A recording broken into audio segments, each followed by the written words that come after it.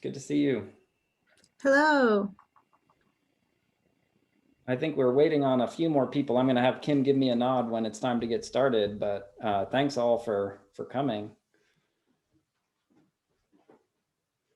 There's Rachel Cooper on her way.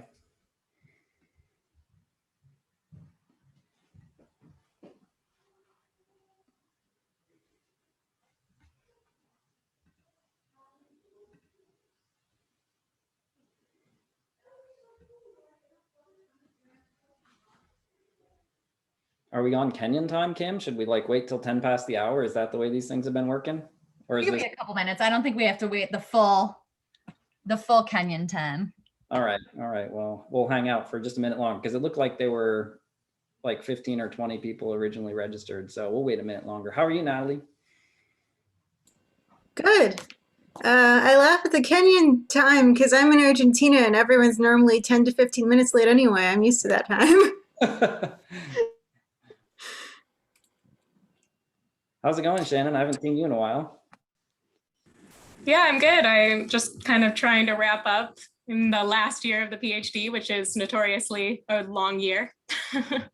It's a long year, but you're through the worst of it, if you're like most people. Yeah. Just kind of writing and finishing up. Yeah.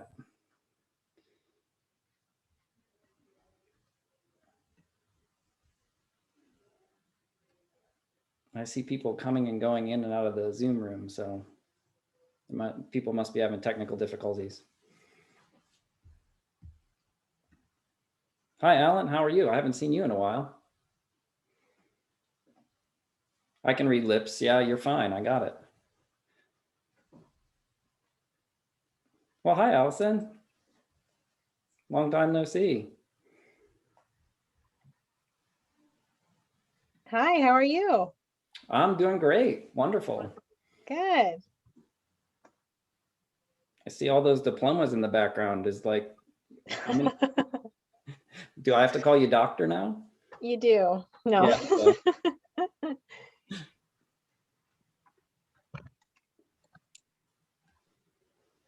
I think whenever you want to go ahead, we can always have folks play catch up if they arrive late. Sure.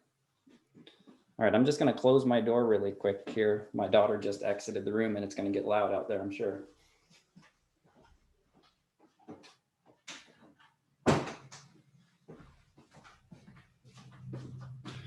Well, welcome everybody. Thanks so much for coming to this reunion event.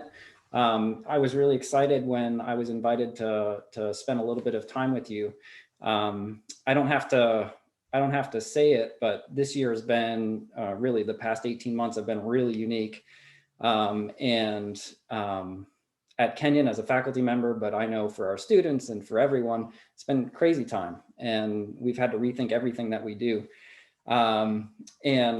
What I was invited to talk about was, how I adjusted to teaching in an equitable manner when all of a sudden classes went remote. I teach organic chemistry and biochemistry. Many of you have been my students in the past. Recognize that those courses are actually pretty challenging in any format. And how do you teach those courses equitably when your students are sometimes on other continents and certainly in different time zones? I guess what I want to say is that I'm going to share with you today some of the things that I found. I'm going to ask you to share with me your insights about what one could do to teach equitably. But I guess what I wanted to say is it was humbling to see how all of the faculty adjusted and did wonderful and radical things to make sure that everyone was able to fully engage in their education, and I think had great success really doing what's really very experimental pedagogies that I believe were very effective. So what you're going to see today is one version of a quilt of different approaches that people use to adapt to teaching equitably. And the one thing that I'll share is that much of what I learned during the pandemic, I'm going to transition and keep when I return to a more in-person format, because I learned a lot of things, and some things actually work better using some of the ideas that I'm going to share today. So let's go ahead and get started. And I'm going to share my screen, and I've got some visual aids here, and I'll also give you the opportunity. I've lost all of your pictures. I also have the opportunity for you to participate today using a thing called Pear Deck, and I'll introduce that in just a second. So here's my plan for the hour, and I hope this is very laid back. If you ever want to say anything, well, I'll get to that in just a second. Disclaimer, whenever you're in a virtual meeting like this, especially with folks coming from many different places and with many different comfort levels with technology, something is bound to go wrong. It always goes wrong. Your internet's going to cut out. My internet's going to cut out. Something's going to happen. And the disclaimer is it's going to happen, and let's just have grace with each other and log back in if you get kicked out, and I'll do the same, and we'll just start wherever we leave off. It seems to happen from time to time. So I'm just giving you a disclaimer. Technology check-in is the next thing we'll do after this slide. And then I'm going to ask you to tell me, why is it that organic chemistry is so notorious? Why is it that every time I go to a new doctor and they ask me what it is I do for a living, they groan and they say, that was the worst experience I've ever had, was taking organic chemistry. And then they either have respect for you or they have disdain for you for the rest of your relationship. So I need to understand this. And so I'm going to ask your advice on that. And then I'm going to talk about what I call traditional teaching for organic chemistry.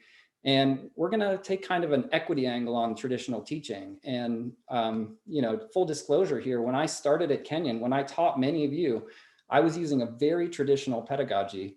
And I have since realized that that is not the most equitable way to teach. And it is particularly not equitable when you're stretched to move into a remote format. So we're going to talk about traditional teaching and equity. And then we're going to look at best practices in pedagogy for maybe more equitable teaching, and possible interventions for how one might improve the way we teach. My teaching practice has evolved, and the way I learn how to teach is by asking my students. And here I'm facing many of my former students and experts. I want to know what you think. So I'm going to pick your brain and have you help me develop my pedagogy. And then the final thing I'm going to do is a little show and tell to show you sort of where I ended up during this crazy remote time when we were slammed into remote in March, now 18 months ago or so. And I had to immediately start teaching in a full remote format, and I'll share with you how I did it and show you what I did. And like I said, many of the ideas that I came up with are things that I plan to retain. So you can unmute anytime. And if you have a question or a comment or something, or you can use your raise hand feature. I may notice it. Kim will notice it if I don't. So let's see, technology check-in, Zoom. For those of you who aren't familiar with Zoom, there are naughty Zoom windows. Like every time I click on the screen, your pictures move to a different part of my screen. So that means I constantly have to readjust where the screen is. And when you go in and out of breakout rooms in a little bit, I guarantee you that your windows are going to scramble. So if you hear things going on and you don't see it, check behind all your windows, because they're always naughty Zoom windows. Mute etiquette. So typically when we're in a larger group like we are right now, you should mute unless you're talking or responding to a question or something. And then when you're in a smaller group like a breakout, everyone's unmuted, right? So that tends to be the pattern. With this number of people, we can probably just unmute if you have a question.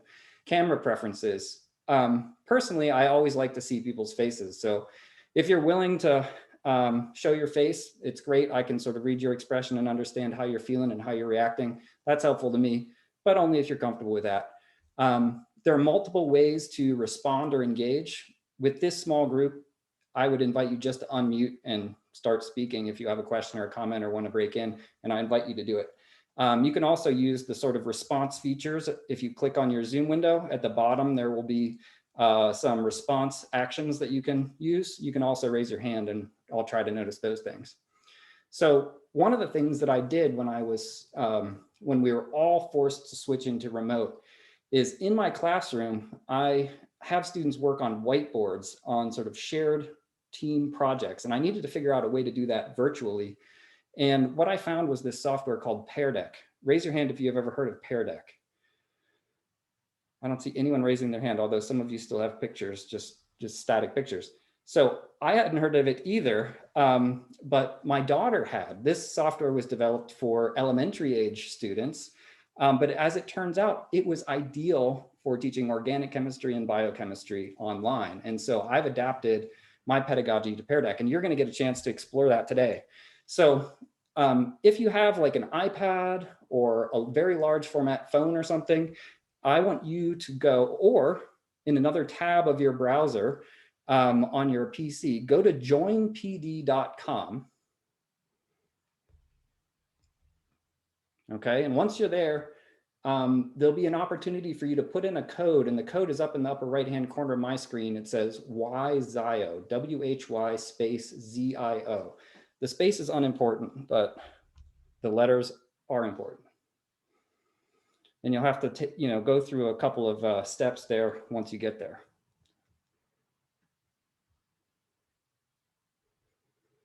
And what you should see is you should see a small image of this screen once you're there. Natalie, you got it? All right. Peter? Thumbs up, Peter? I can't hear you, Peter, but. Hello. Yes, I'm still trying to get to a different tab on my Sure. Okay, no. Okay. Okay, here we go. Gordon, did you figure it out? Yeah. joinpd.com. pd.com. Yep. And then the code is right here. It's WHYZIO. No spaces and caps don't matter. Okay. I see a little pair. Good. Y ZIO? ZIO.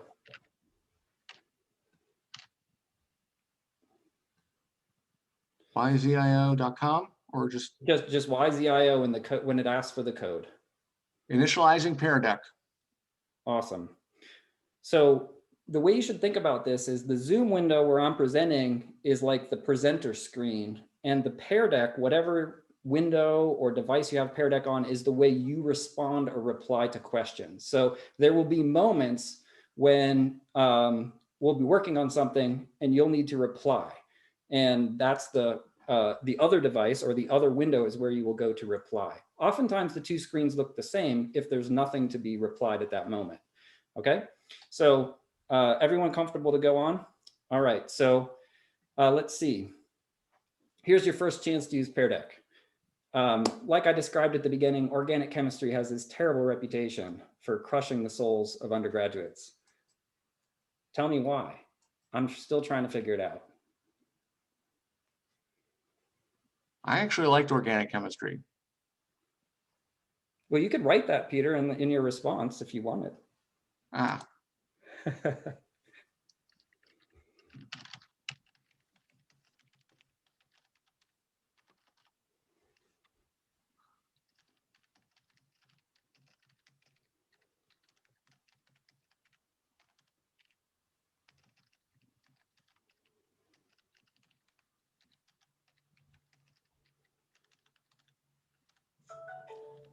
How do you submit the response once you've typed it?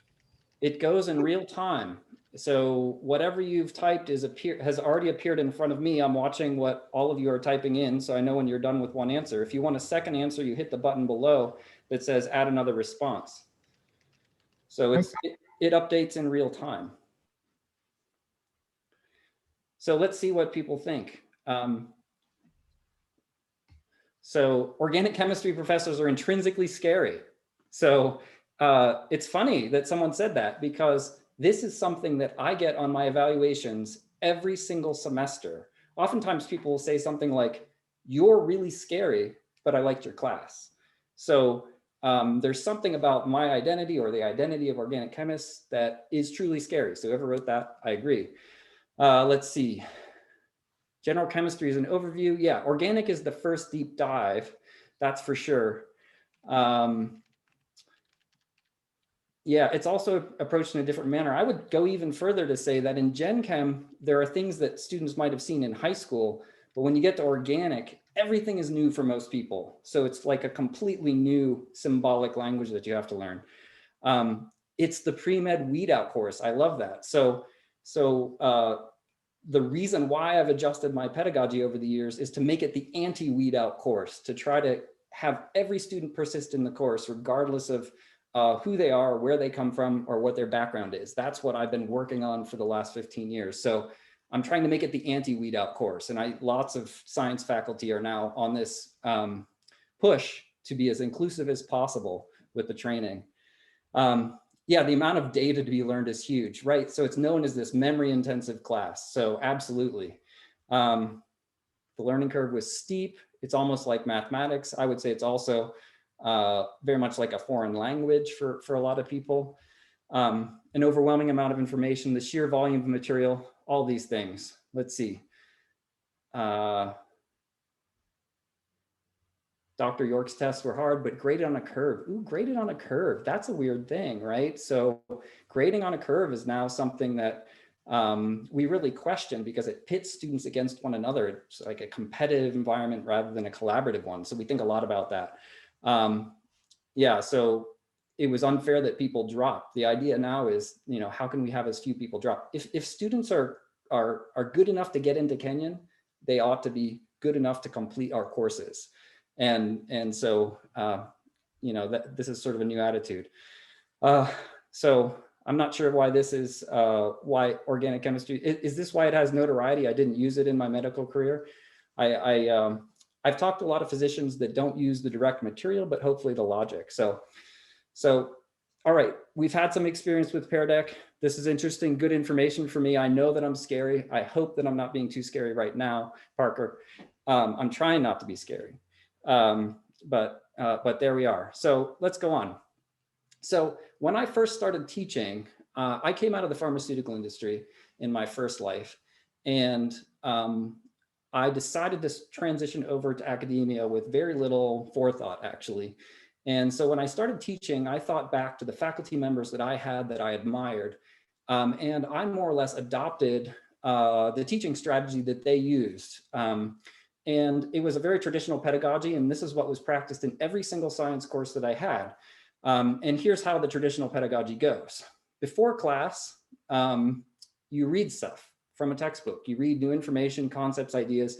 Sometimes you understand it, sometimes you don't. Most class sessions, when you get there, you sit down and you quietly take notes on that same material. And hopefully some of the things that were not clear in the textbook are now clear to you.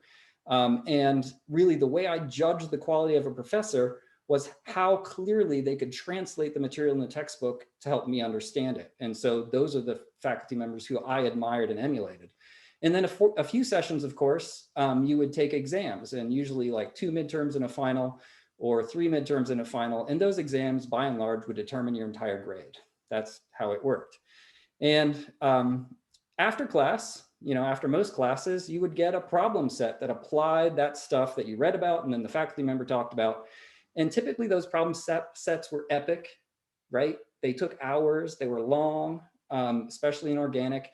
And this was your opportunity to apply the new material. And then if you had a question about something, you would have to go into office hours and see the faculty member. So, you know, for those of you in the room, is this your experience in science classes? I mean, I think this is still probably the norm experience in science classes. So this is sort of a traditional pedagogical approach. I want you to think about this in terms of maybe some equity dimensions. So to do that, we're going to do another Pear Deck activity. So on the next screen, you're going to have the opportunity to grab a dot in Pear Deck and move it. And so there's going to be a red dot, and there's a key on the next page, so you don't have to remember this stuff. You're going to move the red dot to the most passive aspect of the pedagogy. It's the same pedagogy I just showed you, the one that requires the least engagement. You're going to move the orange dot to the most active, the part that requires full engagement, okay? Move the yellow dot to the most difficult part, the green dot to the aspect of this pedagogy that is most likely to differentially impact students from different backgrounds or lived experiences. So imagine if you had come from a very different place than you did, how would that how would this pedagogy affect you differentially compared to your own personal experience, right? Move the blue dot to an aspect of this pedagogy that is likely to differentially impact students based on their identity. At Kenyon, we have students that have wildly different identities, and we need to be able to address all of their needs. So these are the questions, and these are this is the full key. Now what I want you to do, you should see now a screen that has little colored dots. And the red dot, I want you to drag it onto this screen for the most passive part of this pedagogy. The orange dot, the active one, yellow dot, the difficult one. Differentiate based on background, green. Differentiate based on identity, blue. You should be able to just grab those dots and move them.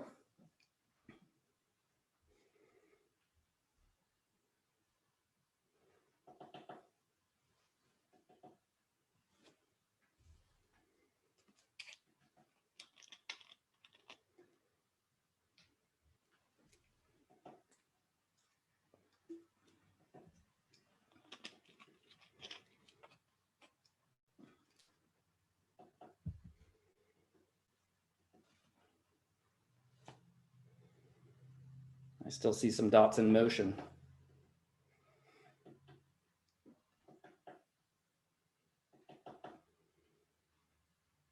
Does anyone hear that woodpecker eating my house?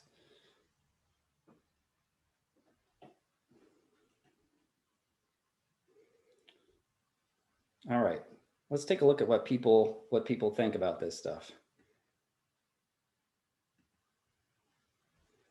So you can continue to move your dots as we talk.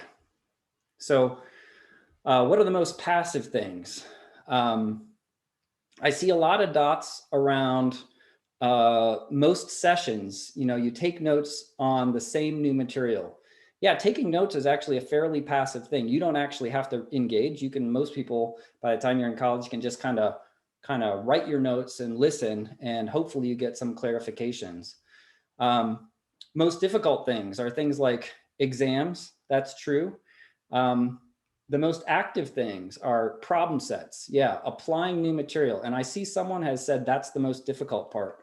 Over the years, I've learned to recognize that for most students, applying new material is the most difficult part. Applying the new material the first time is harder for most students than taking an exam, in my experience, because once you've become familiar with the material, it's not so foreign to you on the exam. So certainly exams are hard, but it's the first time you encounter that material.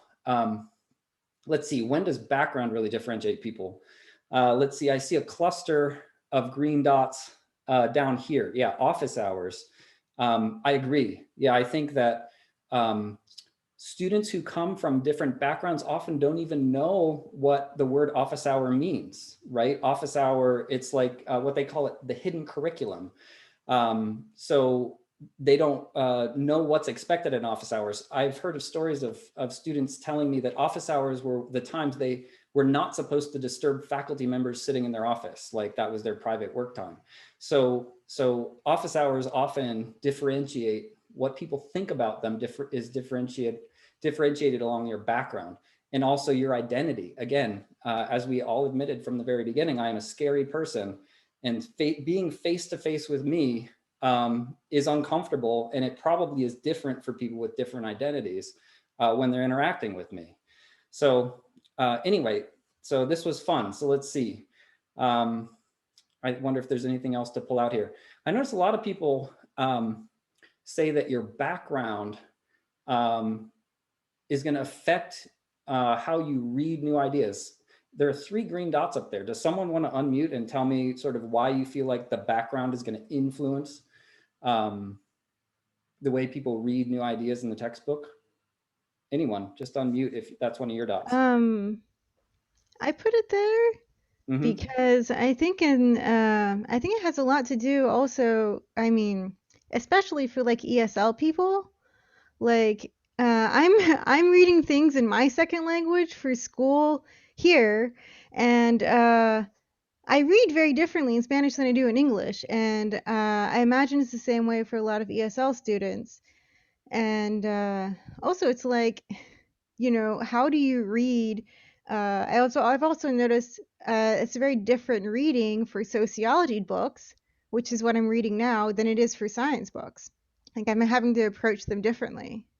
Absolutely. Trying to understand what you're supposed to get out of the reading, right? That I think you're right, that background would affect what you understand you're supposed to get out of the background. Like we're seeing all these interesting things with international students who come with expectations. When you give a reading, oh, I am to memorize these 17 things that are in this reading, rather than the real expectation is that I want you to pull out the main concepts and be able to articulate them. Those are very different tasks. So I definitely see how background, Natalie, could influence how you prepare by reading. I also think it depends on the textbook itself too. Because I like the physical chemistry murdered me. And I think part of it was the textbook itself was not very good. Physical chemistry murdered me, and I was a physics major, so I know what you're going through, Peter.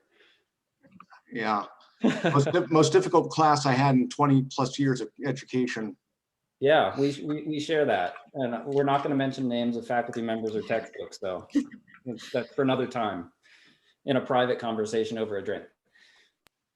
So thanks for doing this activity. So I use Pear Deck for all sorts of things, but this is a nice way to represent what the entire class thinks. And notice all of you had the opportunity to share what you're thinking through this, and then everyone can see what everyone else is thinking in an anonymous but informative way. So I use this all the time when I'm teaching. It's a really nice thing. So for example, many of you I think have had organic chemistry. What if I had a slide of a reaction and I asked you to pull the red dot where the nucleophile was, pull the blue dot where the electrophilic atom was, pull the orange dot where the transition state of highest energy is that will determine the rate limiting step. Those are kinds of things that I actually do, right? And this format's really nice. And then as I'm explaining it, you see the dots that are in the wrong places move in real time to their correct spot as you're talking about them. So you can see people literally understanding in real time. It's really fun. So anyway, this is another technique I use. So let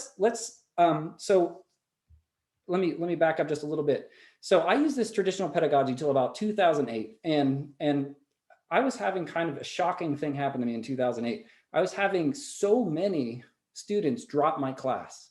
So many. Like at Kenyon, you shouldn't have 10, 15% of your class drop. And occasionally it was as high as 25 students drop my class. And I was, I think, a better teacher than I was in 2004, 2005. I was doing better at this traditional pedagogy. My lectures were getting so good. And I thought they were great, but students were leaving in droves. And so I started digging into the pedagogical literature, the social science of how people learn. And here are some things that I learned. So humans learn best when they're actively engaged in the process, when they're actually interacting with the material in an active way. They learn best when they understand they have the potential to improve their knowledge and proficiency, a growth mindset. That's in contrast to the fixed mindset where a student says, I can't do organic chemistry because I'm just not good at it. It's just outside of my capability range. You have to go in with the mindset that you can grow in any dimension, right? You can grow in organic chemistry by studying it hard, right? Not that it's going to be easy, but you have the potential to grow. Many students come in saying, I'm bad at math. Well, maybe you're bad at math now, but you actually have the potential to learn math. You just need to take the right approach or have the right environment. So growth mindset is something I think a lot about in my classes, because a lot of students approach organic with this trepidation. It's the hardest thing ever. This is the weed out class. And if I don't immediately understand it, there's something wrong with me and I should drop, right? So that is a really common thing that I see in organic. So growth mindset's important. Humans learn best when they sense they belong in their learning environment. So there are all sorts of things that cue people about their sense of belonging in a particular space. What are things that I can do as an instructor to enhance students' sense of belonging? Humans learn best when they can apply all of their intellectual and emotional bandwidth to learning. So, many students, say a student has a chronic illness or a family member has a chronic illness, maybe students who are economically disadvantaged are actually worried about their family at home not having enough to eat. All of those things consume bandwidth. And as Kenyon has a much more diverse student body, many more students are spending a lot of bandwidth on things that we never really considered before. And so being aware of where their bandwidth is and how we can harness as much bandwidth as possible, we call it bandwidth recovery, to get them into the mode of intellectual activity. That's useful as a teacher. So students, humans learn best when they sense that those around them have their back and will help when the going gets tough. So, when I was in school, and the way I taught my classes really up to about 2008, 2009, it was really a competitive format where people were graded on a curve. And so every student was really pitted against each other in order to get that, set of A's, because you had to be so many standard deviations above the mean. That's a competitive environment, no matter how you cut it. So how can we minimize the competitive feel and maximize the collaborative feel? So those are things that I was thinking about. May I make a quick comment? Go for it, Natalie. So I was in your class, I think around 2007 or 2008. But I do remember going to your office hours one day and being like, how can I do better in your class? Help me. But I still remember that the pKa of phenol is 10 that you asked me for my senior exercise. Yeah, well, I'm glad you still remember that, Natalie. Well, I don't know what I answered you. Obviously, you're sitting there being a successful human being, so hopefully I said something really great. But Natalie, is that the end of your comment? Can I go on? Go ahead. All right. So the other thing that I learned about was being transparent about my teaching process. Another thing that Natalie did not enjoy the benefit of is I had this scheme of how I was teaching the students, and I never shared that scheme with them. And I just presented the material in the way that I thought I was supposed to, and they were supposed to learn it. And what I found and learned is that transparency is key. Students need to understand why they're doing that long homework assignment if you've assigned it. What's the purpose of that thing? If they understand the purpose, they're much more likely to engage fully in it and do better in it. So all of these things. All right, so there's backstory for the next activity. So I want you to give me some advice, Natalie and everyone else. What we're gonna do is I'm gonna send you to breakout rooms, and here's your challenge. I do this all the time in my class where I send students into small groups to talk about challenging questions. So put yourself in the position of someone who's advising me, a faculty member, who would like to innovate their traditional pedagogy with the goal of adopting current best practices. So when you get to your breakout room, there'll be 2 or 3 of you. Each of you share an idea about how you could improve the traditional pedagogy and connect it with one of these ideas. Briefly help each other refine the ideas, and then could your idea work only in person, in remote, or both? And then put your answer, your individual answer, into Pear Deck on this screen. You should have a way to write a response right now on Pear Deck. And if someone in your group has a brilliant idea, you don't have to use the idea you thought of. You can take their idea and write about it. So use whatever idea you want. So I'm going to send you out into a breakout room to have this conversation and share ideas with each other about how one could adopt a pedagogy that embraces some of these really important things in inclusive learning. So I'm going to I've got it so that you should go to a breakout room with 2 to 3 people. So you should see on your screen an option to move right now to a breakout room. Does everyone see that? All right, so I'll see you back, let's say 5 minutes for this conversation.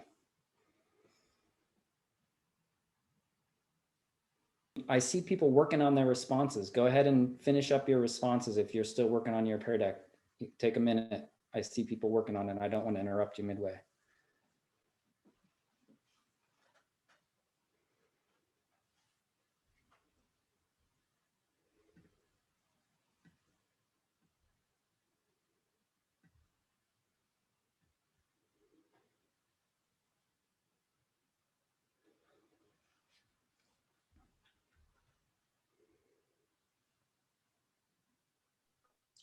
I seem to have lost my Pear Deck screen. Does anyone have an inspired thought how to bring it back? Well, Alan, you can always just open a new browser tab and go to joinpd.com again and type in yzio again, and it'll take you right back to where you were. Okie dokie, thanks. All right, I see folks finishing their thoughts. Oh, some people are still typing.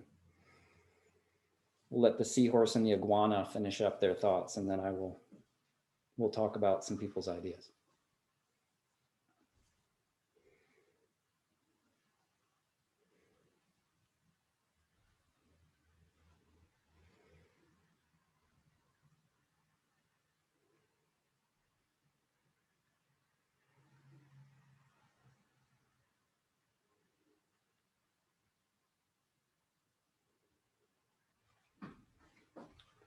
All right, let's see what folks came up with. And so I'm going to display what people shared in their Pear Deck, but Pear Deck responses are always anonymous, even if when I'm teaching a class, actually, I can see who's typing what, but when I present it to the class, it's never identified as whose idea was what. So let's see. One in traditional format, one was non-traditional format. So much trouble motivating myself to keep up with the traditional style. I really like the sort of lecture before class, questions during class time format.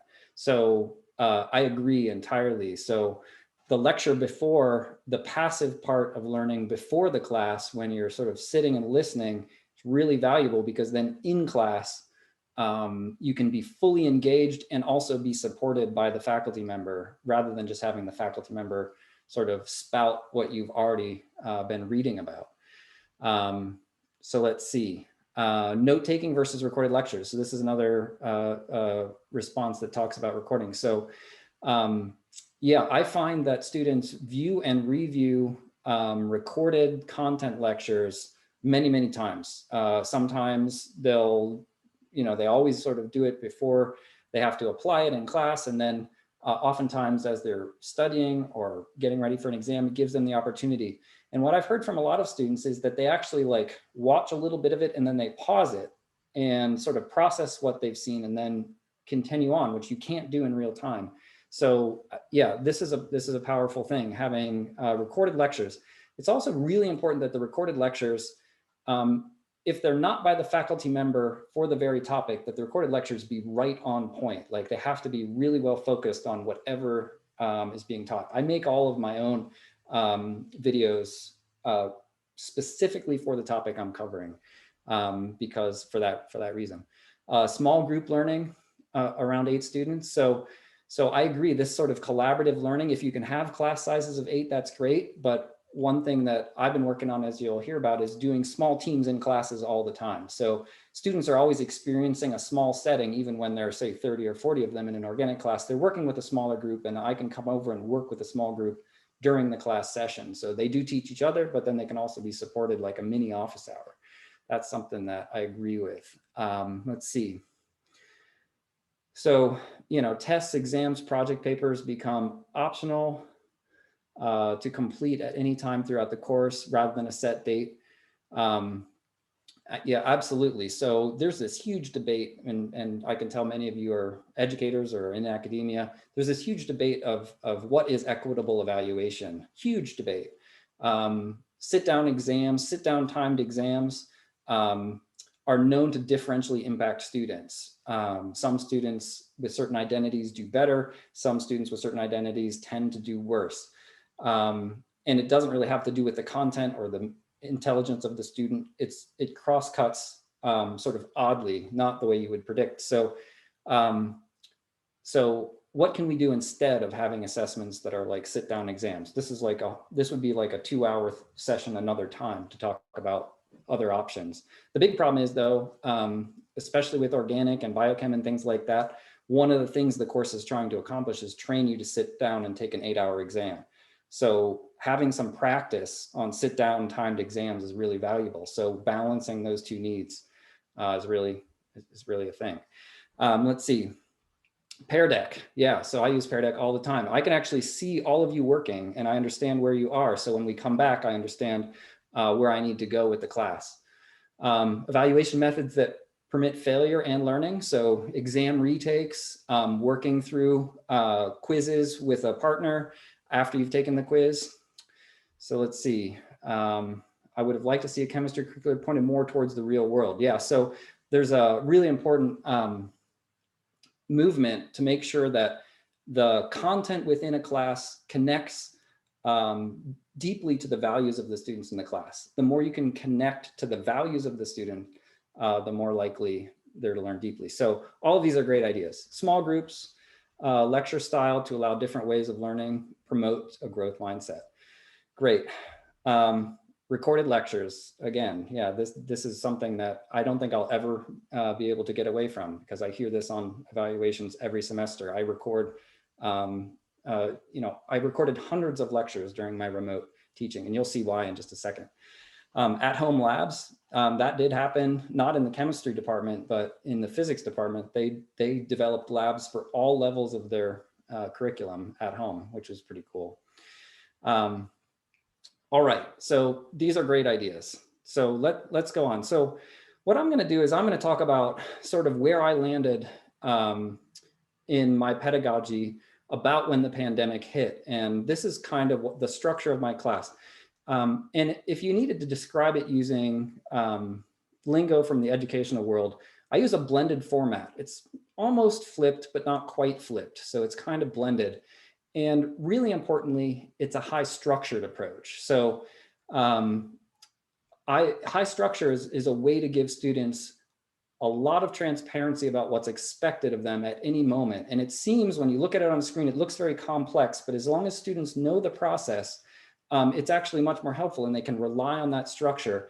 And there's much less of a hidden curriculum. Students know exactly what to expect. So here's the workflow.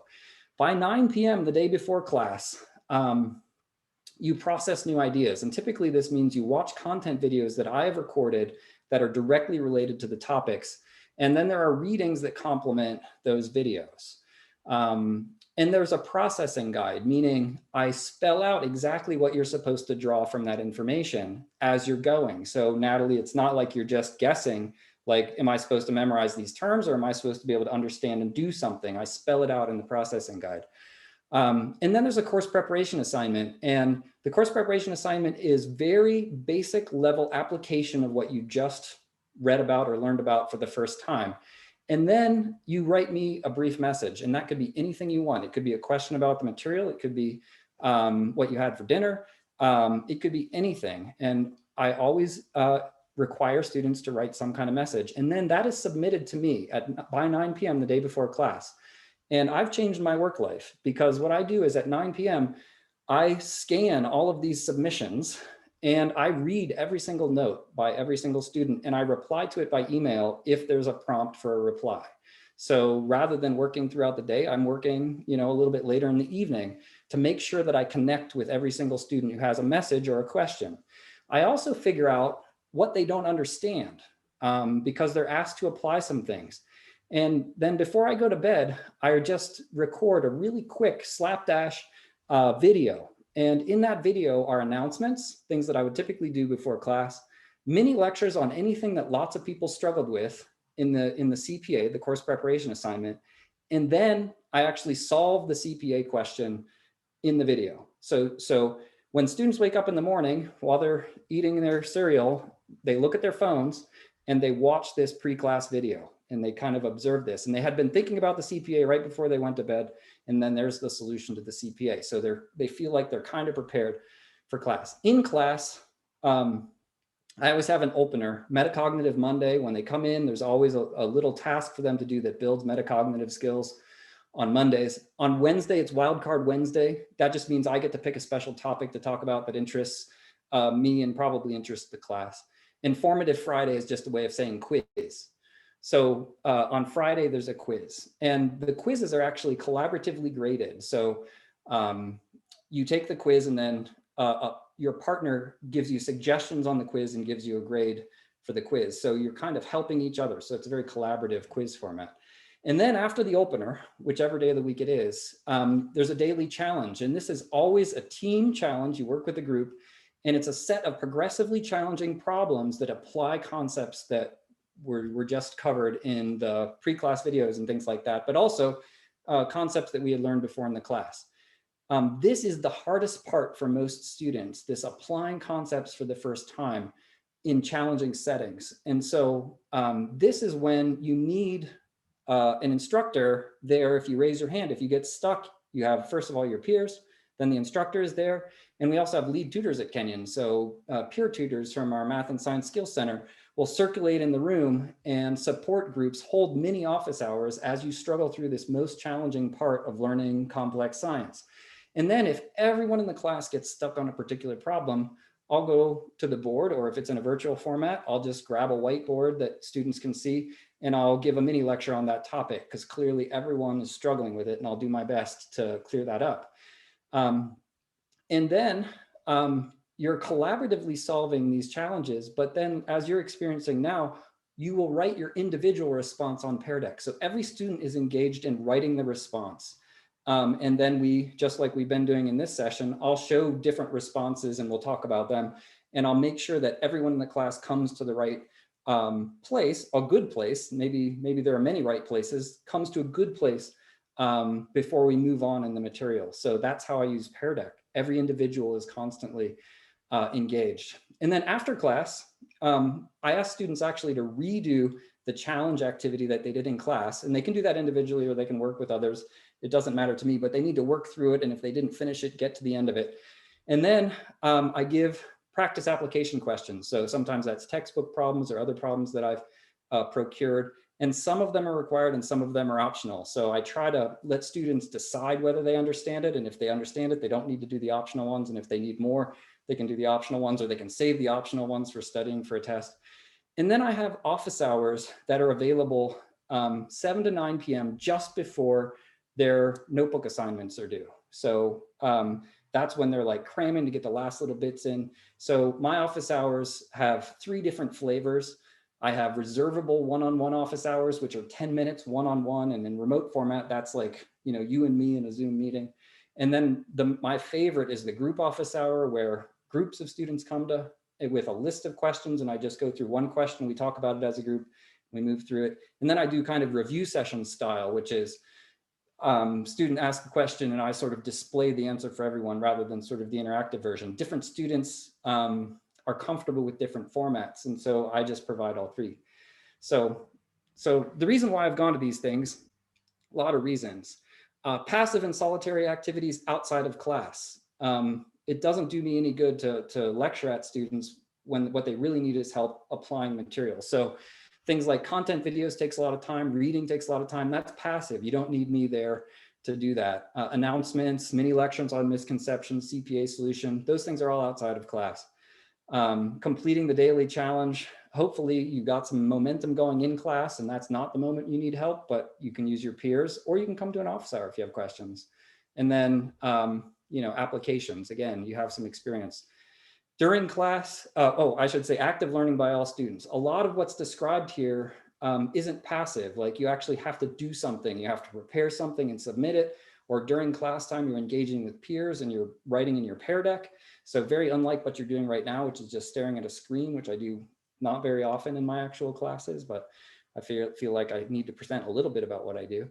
So, so all of those things, active learning and engagement, and it's really important, this all student thing. Pear Deck is a really good tool to get everyone to engage. Like I see on my screen a little window that represents what you personally are working on, and I can make sure every student is actually making headway, and I can address questions as I see students hit barriers. I don't identify anyone, I just address the question.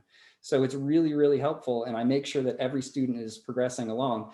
And I actually see the product of their Pear Deck work, which is saved in a shared drive, and the student and I can both see it after the session, so they can see how far they got in the challenge, and I can see that, and then we can talk about it if they have questions. So a lot of active learning, which of course is a high impact practice for pedagogy. So embedded support during the most important elements, like during quizzes, that's a supported environment now. The daily challenge is the hardest part of the class, where you're applying new concepts. The instructor and the lead tutor is there, and you're working in a collaborative format. So at the hardest points, someone always has your back, and there are multiple layers of support. So that makes students feel pretty welcome and have a growth mindset where everyone's pulling for them. So I'm going to pause and ask if there are questions, and then I'll just show you what some of these things look like for real, not just on a PowerPoint slide. Any questions right now? Yeah, I've a question. Do you know, have you noticed any change since textbooks are no longer seem to be print items and everything's, paperless? In terms of, my daughter just finished undergrad a couple years ago, and you rent textbooks instead of buying them new or used and selling at the end of the semester. I mean, yeah, I mean, there are so many flavors of textbooks right now, and it's a real challenge for students and for faculty, to be really honest with you. And I think more and more students are getting content from my videos more than they are from the textbook. And I tend to use very old versions of the textbook, and if there are any enhancements to that material, I do them in a video. So I think students are relying more and more on sort of ephemeral information sources, which has good and bad elements. Whereas I still have the textbooks I used in an undergraduate and I still refer to them, right? Very different way of thinking about it. But certainly there's been a change. I don't know what the long-term impact of learning is based on this sort of shift of format. That Peter, is a question I can't answer. Yeah, because I still have my CRC handbook of chemistry and physics. Yeah, don't give that up. It's going to be worth something someday. John, yeah. Can I ask you how many students in this class? So I teach organic typically to sections of 30 to 40, and usually like 2 sections at a time. 2 sections of 30 students each. I'm breathless about the amount of work that that's required of you in this format. Amazing to me. Well, once the videos are made, Don, it actually becomes a lot easier because I'm not spending a lot of time lecturing. Mostly it's providing, what traditionally happened in an office hour, but I'm doing it in the classroom, right? So once the content videos are made, that's the investment up front. And then students can watch them at their own time. So I have this YouTube channel that has the entire Organic Chemistry 2 course now broken down into videos. And so any student like Parker could go back and look at that one, right? Anytime he wants. Yeah. So, what's the total enrollment at Kenyon now? Or around 1,700. Kim will nod or shake her head if I'm wrong. It's about 1,700. So let me show you quickly how students keep track of all this. And the way they keep track is this thing called a notebook assignment. So every day after class, right after class, this appears, it becomes visible to students, and I'll make it bigger so you can see. And this walks students through exactly what's expected between the end of class and the next session. So there's always 4 sections. There's a practice session, and here's where they complete the challenge. And there's a link to the challenge right there. So they go back and do that. They write it, they keep everything in a notebook. It can either be electronic notebook or a paper notebook. And then I have some required application questions. So these would be like textbook problems or problems that I've made up. And I have students keep a reaction record. So organic 2 is a lot of reactions. So I have people keep an organized set of flashcards or an organized reaction record in a book. They get to decide. And then I almost always have some optional stuff. If they feel like they need more practice, I give some additional problems and I add to that as students ask for more. And then then they've sort of wrapped up the topic from the previous day. And so then here's the processing. So for this particular class, they're learning about the deoxidation of aldehydes and ketones. These are each YouTube videos that I created to talk about those topics, and they relate to section 17.10 and 17.11 in their textbook. So they sort of the videos map directly to those sections of reading. And then while they're doing those things, I give them a processing guide. So these are the things they're supposed to pull out, the big ideas they're supposed to pull out of that experience, right? And so they always have that. And then here's the course preparation assignment. This is the sort of low-level application questions. Sometimes these are review. This one has a lot of review, so it's reactions they learned before plus the new ones. So, here they're supposed to copy this reaction scheme into their notebook and then provide reagents to do it. So I can pause if people want to go ahead and do that. Is that good? I'm teasing.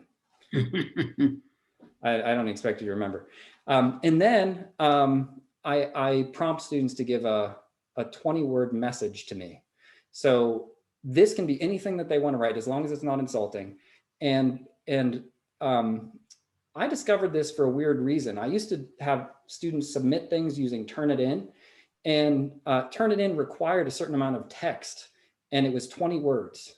And what I found was students used those 20 words for really important reasons. They would tell me that they were having a crisis and they needed some space and they needed some time on an assignment.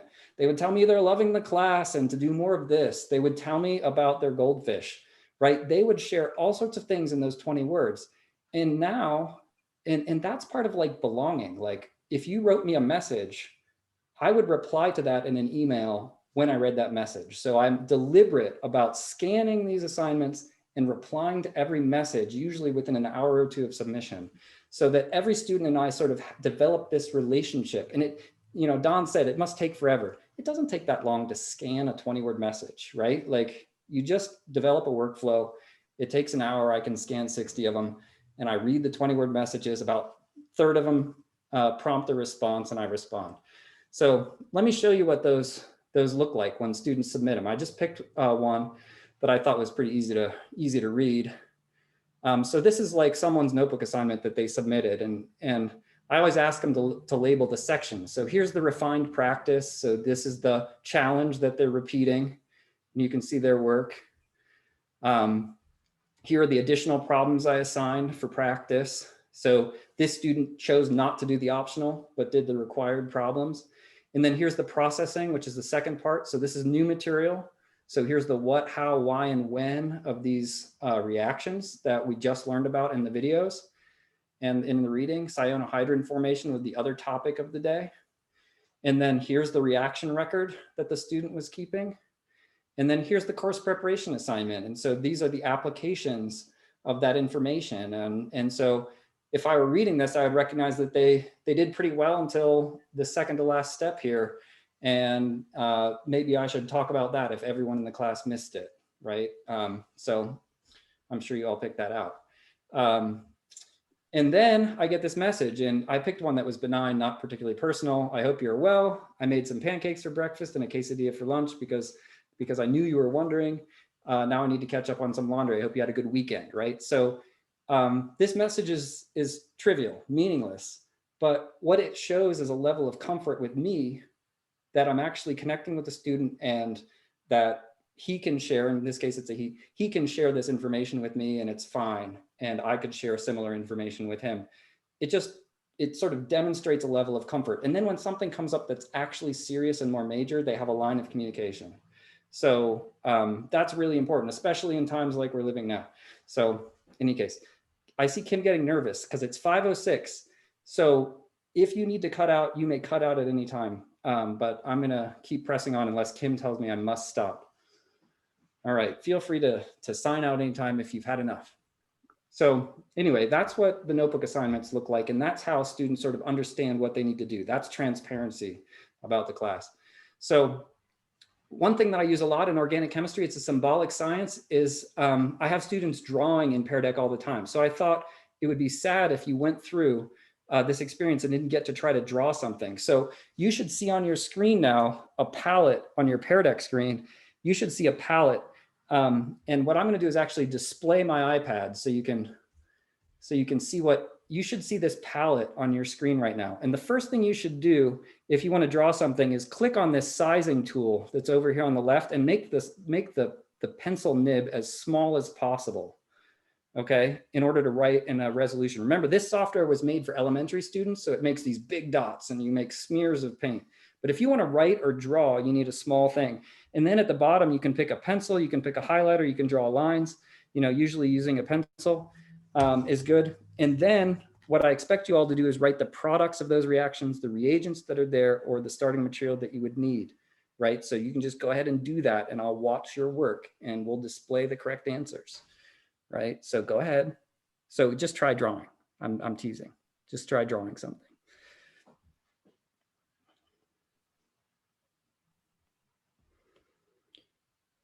So if this were a real class, I would be seeing what people were up to as they were working. And what I would then do, and I'm going to go back to my display screen, is I would show my own window after I saw people making progress. And then I would invite one student in the class to walk me through the activity. So I would, I'm not gonna like put anyone on the spot, but I'd say, hey, Don Fishman, what's the answer to the first one here? What should I draw? And Don would tell me, he would start dictating an answer. He said, well, that looks like hydroboration oxidation, and that's an anti-Markovnikov addition of water across a double bond. And so I would start drawing that. And so this is my Pear Deck screen that you're now seeing. And I would start drawing the products of that reaction. So this is like my virtual chalkboard. And so I have students lead me through the answers. So this is one of 4 different products of this reaction that all have different stereochemistry. I won't go on, but this is how we talk through problems during class. And every student, I'm looking at every student's work. I see what you're drawing. Like I see whoever the swan is already has a correct answer, almost to a correct answer. So this is one tool that I use all the time. I love this ability for students to draw and me to see their work in real time. So this is an example of one part of a challenge. So remember, each class, there's a set of problems that get progressively harder that students work on in a team. And again, here's just another opportunity for you to experiment with the drawing software. So for example, after you've had a chance to work on it for a minute, then I would start, talking this through. If I wanted a reasonable mechanism for this process, we would start by looking at the formation of a thiol, right? And I'm going to erase that because, everyone knows that electrons are red. So I'm going to use a red arrow to push the electrons in that first mechanism step. So just kind of showing you how Pear Deck works and how I use it. And I see other people drawing nice things. Again, the zebra has got a nice product structure started, whoever the zebra is. So that's kind of what I wanted to show you about my work. And I want to thank particularly my former students in the class, because the way I'm teaching now really came from you. Like, I don't know if you recall, but I repeatedly asked you to assess me. And I always took those assessments very seriously. And I made changes sometimes during the semester based on what you said. And so this has been a long evolution, and I've changed radically from that traditional pedagogy, as I hope you appreciate now. But I'm constantly assessing what's happening. And because our whole context has changed with the pandemic, I've been assessing a ton to make sure that moving to remote was effective. So I'm just going to share with you some of the student assessment from students who were most dramatically affected by the pandemic. So this was the first time I had ever taught organic chemistry 2 in a remote format, when all students were remote. And this is from a final course assessment. And I'll just let you read it. I've highlighted some things that I thought were interesting.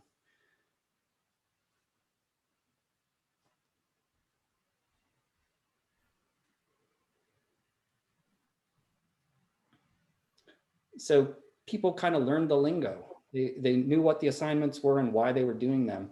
And that's super important, right? For transparency and understanding what you're supposed to do. So here's another assessment that I got. This is from a final course assessment. I don't know who wrote these.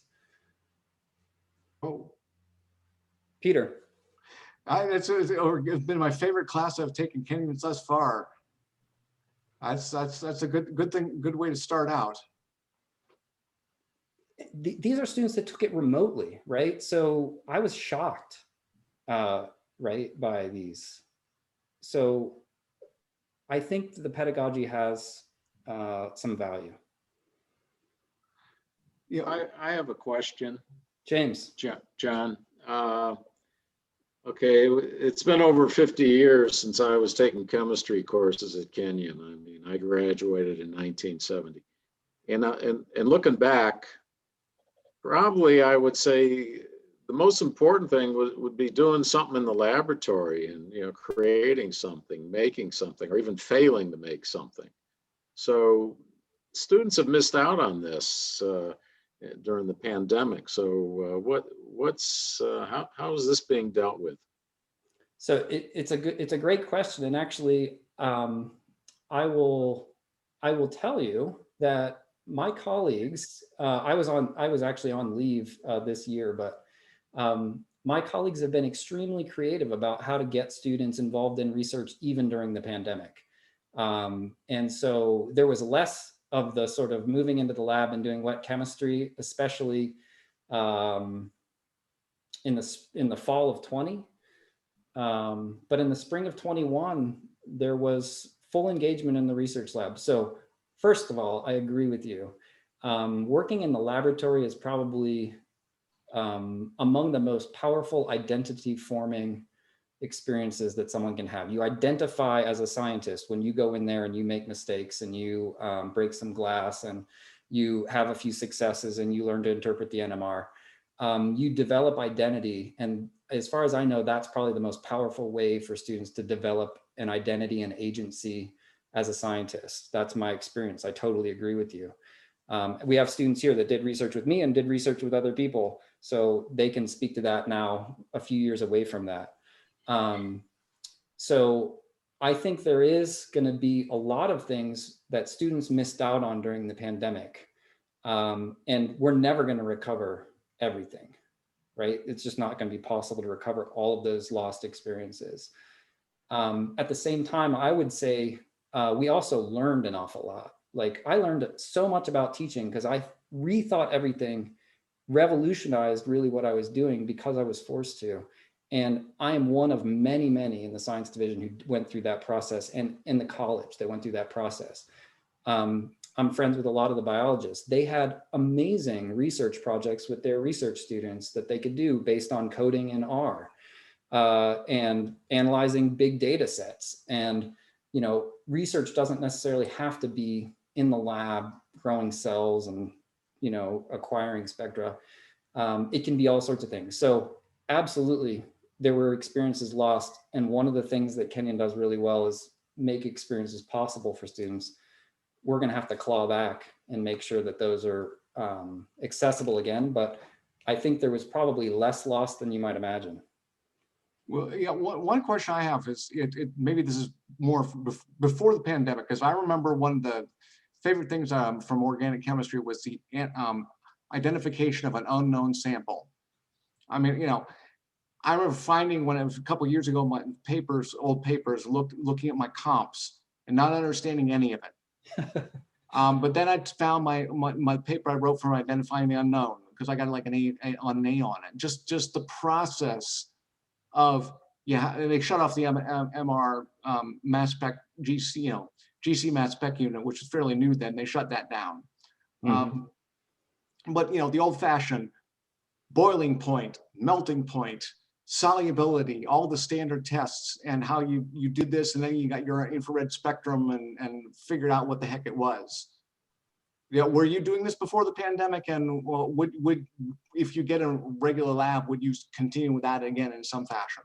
Oh, we do it absolutely, and actually, it starts now in the first year because it's like a transformative experience to be able to take a substance and like say at atomic detail what that structure is. So actually that now starts in the introductory series, and we just build techniques until beyond organic. Even in inorganic, you're learning new techniques to determine structure. So absolutely, we've sort of doubled down on the unknown lab experience. So that is something, fortunately, you can do even in a remote format, right? You can receive the data even if you don't prepare the samples.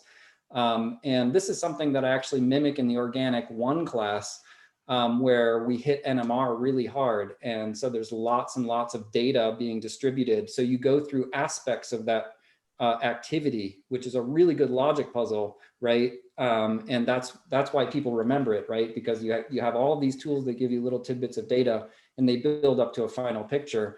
I mean, that's an important life skill in lots of professions. Like here's where this applies to medicine. You acquire a bunch of data about a particular condition, and you can make a decent assessment, right? So that same thought process is involved and kind of mimicked in the in that endeavor. So the answer is yes, we've doubled down on that, and now that's happening in the intro series all the way through the upper advanced labs. Anything else? I have one more little screen, and then I'll set you free. I just want to make a quick comment that this makes me interested in like sitting in your virtual classes for OChem refresher. Yeah, come on back. Come on back. I don't know that I'll be virtual again though for a while. I think we're going to be fully in person in the fall, which makes it harder unless you're going to come back to this continent.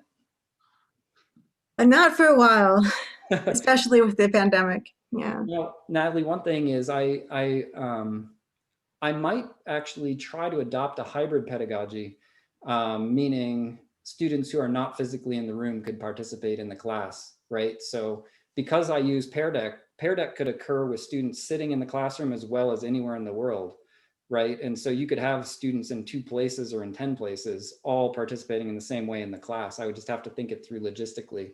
And it actually might be required if we're still dealing with pandemic. Some students might need to be quarantined and I might need to be able to do it in a hybrid format. So maybe in the fall you can do it. I'd be happy to have you. Well, let me know if you do. I would love to join that. Yeah, and then you can also tell us what you do with your biochemistry. So that's another hour, maybe next year at the alumni week. So anyway, this is the last reflection that I wanted to share with you. This was, I actually know who this student is because this was actually part of a Metacognitive Monday response paper. My students had seen this presentation called Walking in Our Shoes that was part of an athletics panel. I think Don Fishman was there or in it. I mean, this was a thing through athletics. I asked students to connect the experience with our class. And I won't give the identity of this student away, but this is a student who is in a marginalized, underrepresented population at Kenyon, in organic chemistry too, on a semester that it's remote. And it's really like, this moved me, like this student understands that the mission is to help everyone, right? They understand that. And they feel like they can make mistakes, even though they're dealing with this complex, scary material. And, this is what we're aiming for, right? So anyway, I thought this would be a nice one to end my evening with Dr. Hofferberth with. I've learned a ton from being forced to teach remotely. And like Parker was saying before the thing, I was kind of privileged in a way because I'd been doing videos since about 2008. So I already knew how to make a video and I just started cranking them out at triple the rate. So Don Fishman, it didn't take my entire life to do it, but much of it. And all of these assignments, I just started to organize them on one piece of paper rather than delivering them in class and organize them into a notebook format. The transition wasn't that bad. It was really gratifying to see that students were still feeling pretty good at the end of it. So that's what makes me keep coming back. Yeah. John, I wish I were entering Kenya now and entering your class. I'm in awe of what you're doing, and I think it's wonderful. I wish I were a beginning student at the college. It's terrific. Don, I think they would let you. No. The question always comes up after you've been out a while. Could you even get in? Well, that's very true, Peter. I don't know. It's great. It's terrific. Thanks. It's been so fun seeing all of you. So many familiar faces. I'm glad I still recognize everyone. I don't think I've changed that much, but some of you have changed a lot in 10 years or so that you've been out. No. 30. I graduated in 57. So I'm even older than James. I wasn't at the college in 57, Don. No, I know that. Didn't exist. Well, thanks everybody so much. I can hang out for a minute or two if folks want to chat, but oh, this is great. Thank you. Thanks so much. Yeah, I'm going to keep Pear Deck in mind and see if I can use it. Pear Deck is great. It's absolutely great. In fact, a lot of the students in my class, Natalie, are also language, what do they call them, Parker? The language tutors? Oh. ATs. ATs, yeah, they're like language teaching assistants. When they learned about Pear Deck in my class, they started immediately using it during their AT sessions. And so, and I've also found other faculty members immediately started using it because it's so amenable to this sort of hybrid and remote format.